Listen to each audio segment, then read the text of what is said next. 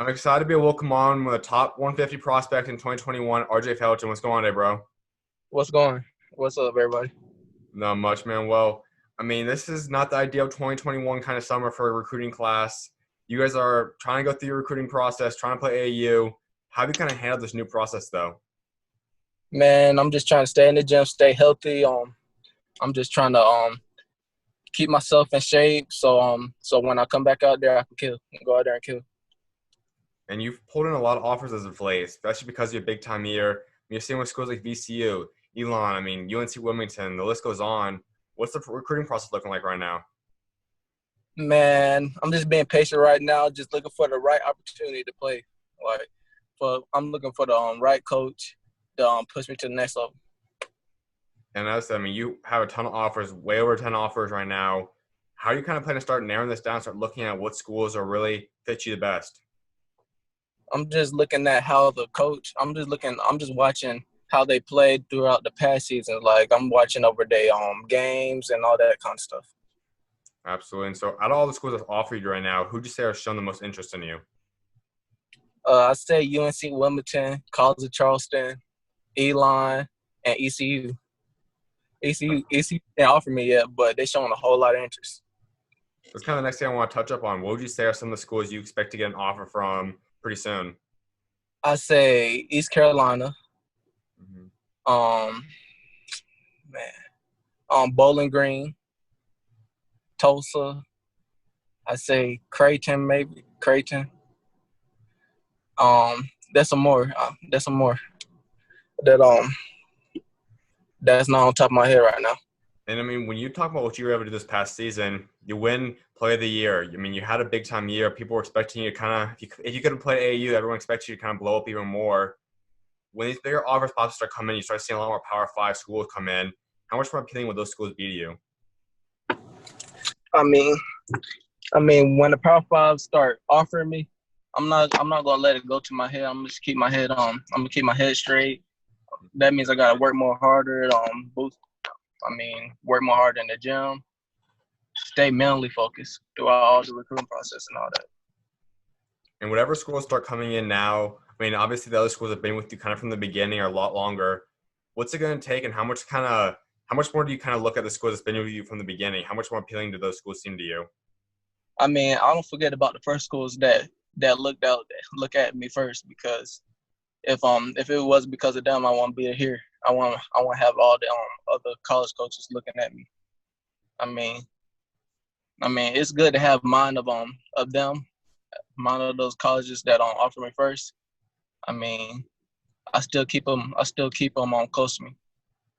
That's big time. And let's talk about some of the schools that have offered you at the point. You do have an HBCU school. How much appealing is that to possibly go to an HBCU? I mean, the HBCU. I like the atmosphere of the HBCU. I mean, it's just good to go to. It's just nice to go to a HBCU. It would be nice. It would be nice to go to a HBCU.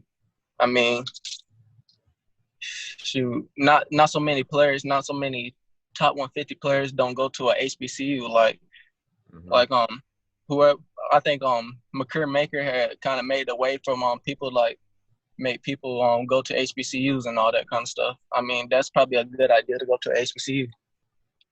And you look at that, would you say 5, 6 months ago, maybe even a year ago, was it as appealing as it is now to possibly go to an HBCU? I mean, I like the atmosphere. I remember I went to on a visit on the HBCU. I like the atmosphere there. They just the same thing.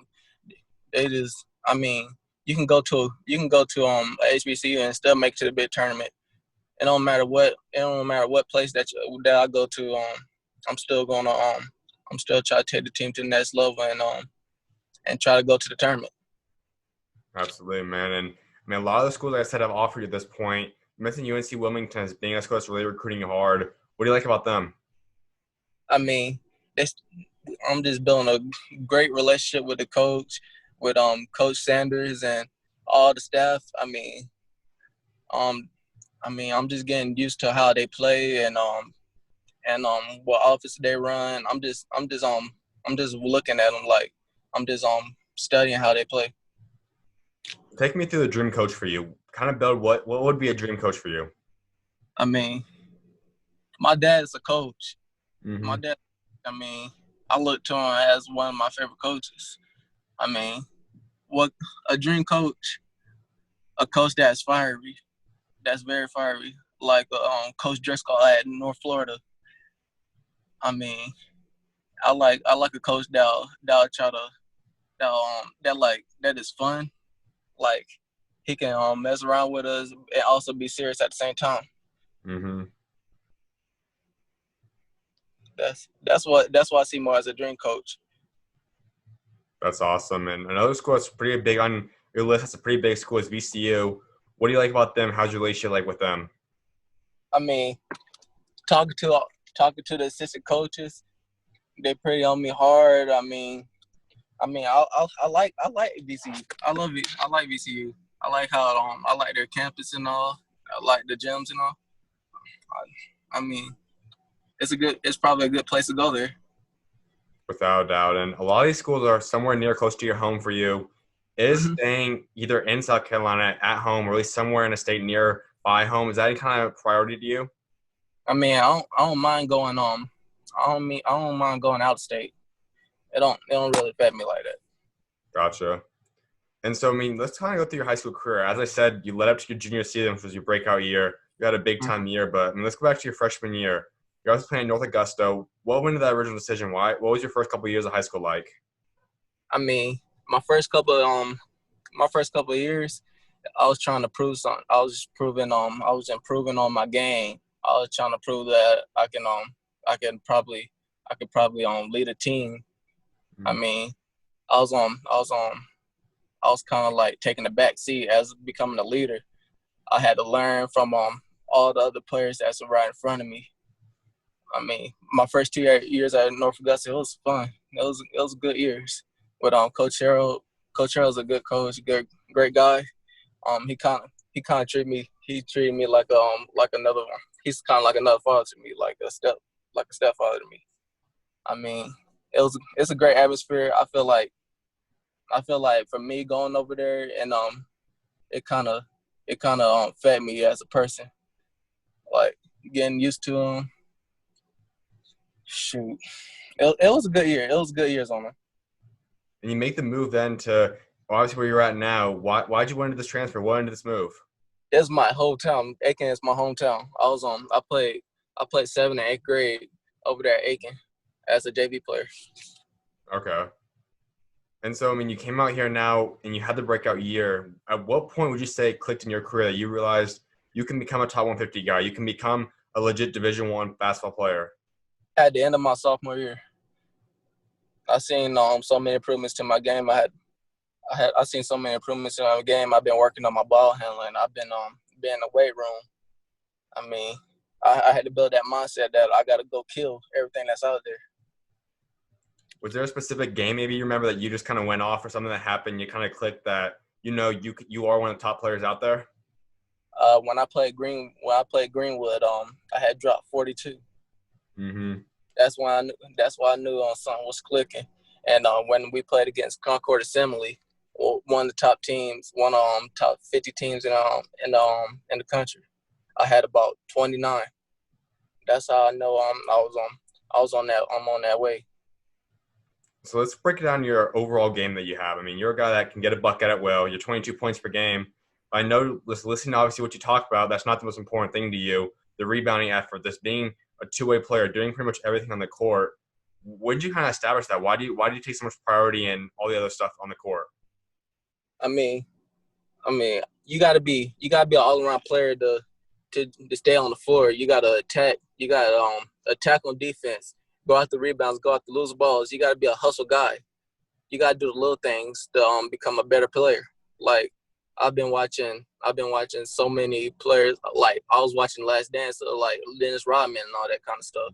How he hustled for the Bulls, and I was just I was just taking pieces of that towards my game, playing energetic throughout the game. And you mentioned Dennis Rodman. What other guys do you kind of model your game after or take pieces from? I watched Kobe and Mike. I watched Kobe and Mike and study Hakeem Olajuwon and Petrovic. Okay, absolutely. And you, like I said, you obviously hustle. You have the steals as well. And you walked in this past year as kind of the new guy. You're still not even a senior, you're just a junior. Hmm How'd you kind of become a leader on the team? I mean, I mean, coming back home where my dad was a former coach there, it was kind of a shoe fit in like I stepped right in. It was throughout the summer working out with the boys, um, going through the weight room, shed blood, sweat, and tears, and throughout summer league, and building on becoming the leader and communicate with all the bros on the team, all the people on the team. And you come away still, as I said, you can still score it well, 22 points per game. What's it like kind of taking over a game? When do you know it's time for you to truly take over a game and kind of lead the team to a victory? Where we're down or where we can't get a bucket, I'll go take over. I'll take over the game. That's big time. And I said you walk away this year, 5A Player of the Year, the Augusta Chronicles South Carolina Player of the Year. What did it mean to be able to get all those accolades and awards? First, I couldn't do all the stuff from because of the man above. I Mm-hmm. gotta thank God for all that stuff, but for blessing me with ability and for blessing me with ability to play at a high level and having good people around me that could play. That's what all takes the credit. Amen, man. And I mean, you have a senior year up ahead now. What do you think you're able to do? I mean, as I said, we talk about your numbers. What are you capable of putting up next year, average wise? I say about I say about 30 a game, about 12 rebounds, about 6 assists, and about 4 or 5 steals in a block or two. That's big time. And you already have the big achievement, 1K. That's a big achievement for a lot of guys who will get in the high school career. You did it as a junior already. What's some of the Mm-hmm. big awards you want to, and accolades you kind of want to bring in your senior year now? I wanted to get Soccer Line Gary Ray Player of the Year, and try to get I'll try to get National Player of the Year probably. That's my biggest goals. That's big time, man. And we know with AAU, every state's kind of on their own in terms of figuring out how this thing's going to work out. For you, what's AAU looking like? I mean, we practiced through it. We practiced this past weekend, and it was a great practice.